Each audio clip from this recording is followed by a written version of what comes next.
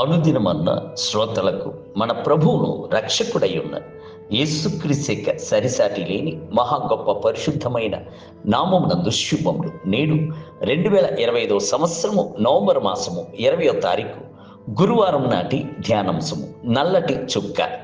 మత్తయి సువార్త 7వ అధ్యాయము 3వ వచనమందు, నీ కంటిలోనున్న దూలము నెంచక నీ సహోదరుని కంటిలో ఉన్న నలుసును చూచుట ఎలా? ఒక దినమున ఒక బోధకుడు తన సంఘములో దేవుని యొక్క వాక్యమును పంచుకుంటకు ముందుగా ఒక పెద్ద తెల్లటి కాగితమును తీసి గోడకి అతికించి ఉంచాను. సంఘమునందు ఉన్నవారు అందరూ దాన్ని చూచి, అట్టి పెద్ద కాగితమునందు ₹1 నాణ్యము సైజునకు నల్లటి రంగులో ఒక చుక్కను ఉంచాను. ఆ తరువాత ఆ బోధకుడు ఆ సంఘస్థులు చూచి, ఏమి చూచుచున్నారు అని అడిగాను. అందరూ నల్లటి చుక్కను చూచుచున్నాము అని చెప్పిరి. అత్యధికముగా ఉన్న తెల్లటి భాగము కంటేను ఆ చిన్న చుక్కయే వారి కనులకు ప్రధానముగా కనబడెను. అలాగునే కొందరు ఇతరులు చేసిన గొప్ప సహాయములను మర్చిపోవచ్చున్నారు. వారిలో కనబడుచున్న చిన్న తప్పిదమును పెద్దది చేసి సనుగుచున్నారు. ప్రభువు చేసిన లెక్కించలేని మేళ్లను మర్చిపోవచ్చున్నారు. ఒక ప్రార్థనకు ప్రభు బదులు ఇవ్వక కొంత ఆలస్యము అవుచున్నప్పుడు కనిపెట్టుకొని ఉండక సనుగుటకు ప్రారంభించుచున్నారు. నేటి మనుషుల యొక్క పరిస్థితి ఏమిటి?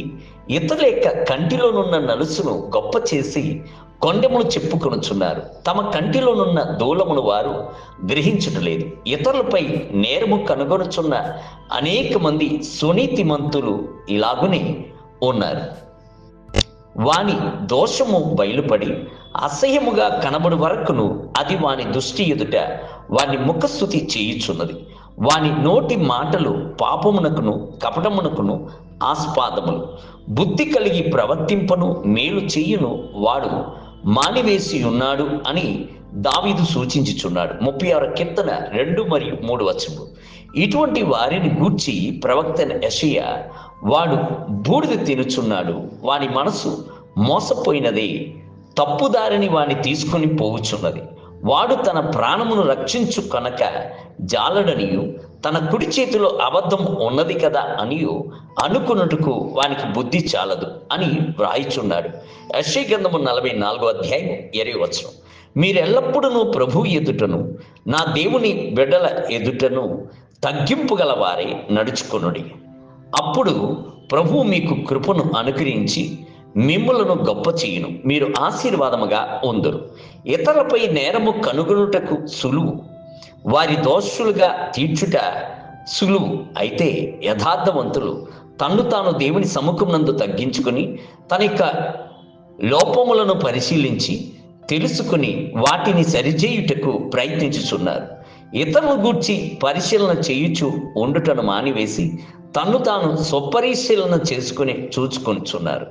యెషయా అలా తన్ను తాను పరిశోధించుకుని, అయ్యో, నేను అపవిత్రమైన పెదవులు గలవాడను, అపవిత్రమైన పెదవులు గల జనుల మధ్యను నివసించువాడను అని విలపించినప్పుడు ప్రభు యెషయాను మహా గొప్ప ప్రవక్తగా హెచ్చించి గొప్ప చేసిను. దేవుని బిడ్డలారా, ఇతరుల వద్ద లోపములను చూచుచున్నప్పుడు వారి కొరకు గోజాడి ప్రార్థించుడి. నేటి ధ్యానమునకై ఎవడైనను ఒట్టివాడై ఉండి తాను ఎన్నికైన వాడని ఎంచుకునే ఎల్లా తన్ను తానే మోసపరుచుకును. గలతీయులకు రాసిన పత్రిక 6వ అధ్యాయము 3వ వచనం. నేటి వేద పఠనము ఉదయం యెహెజ్కేలు గ్రంథము 14 మరియు 15 అధ్యాయము, సాయంత్రము యాకోబు పత్రిక 2వ అధ్యాయము. ప్రభు మిమ్ములను దీవించునుగాక. ఆమేన్.